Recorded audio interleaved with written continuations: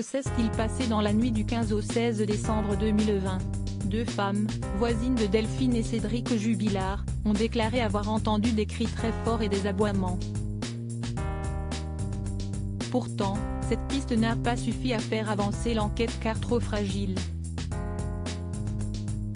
La disparition de Delphine Jubilard serait-elle liée à un conflit conjugal ?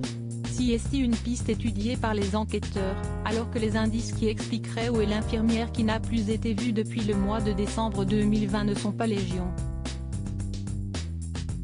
Son fils aîné, Louis, a déclaré en audition avoir entendu ce soir-là une dispute entre sa mère et son père, Cédric.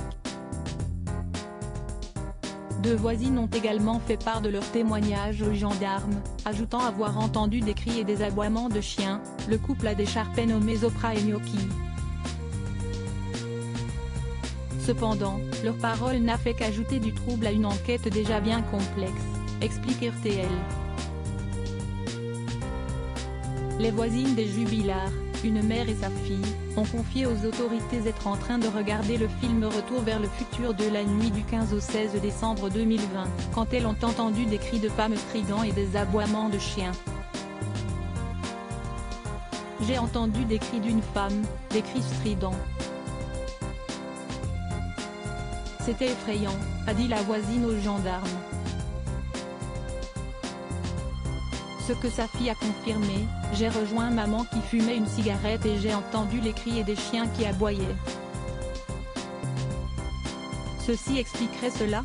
L'une des avocates de Cédric Jubilard, incarcéré depuis le mois de juin 2021 pour homicide par conjoint, met en lumière des incohérences. Les bruits entendus seraient intervenus avant que Delphine n'envoie un dernier message à son amant, elle était en instance de divorce. Elle souligne également que l'aîné du couple n'a pas entendu des cris d'un tel niveau. D'autres voisins n'ont rien remarqué non plus.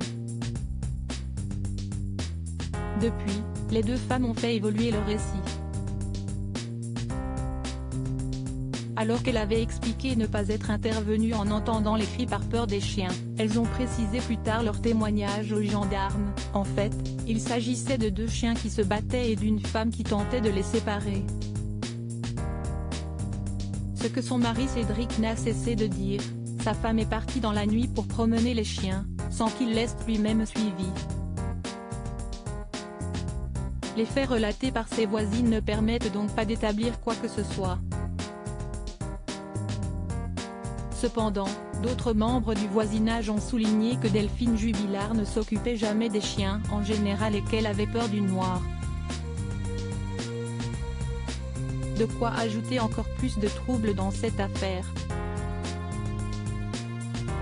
L'analyse d'un véhicule blanc comportant des traces de sang pourra peut-être permettre d'en savoir plus à la fin du mois de mars.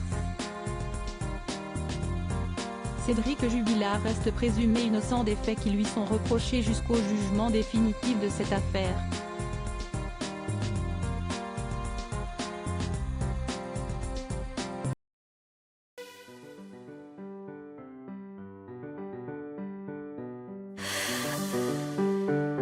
나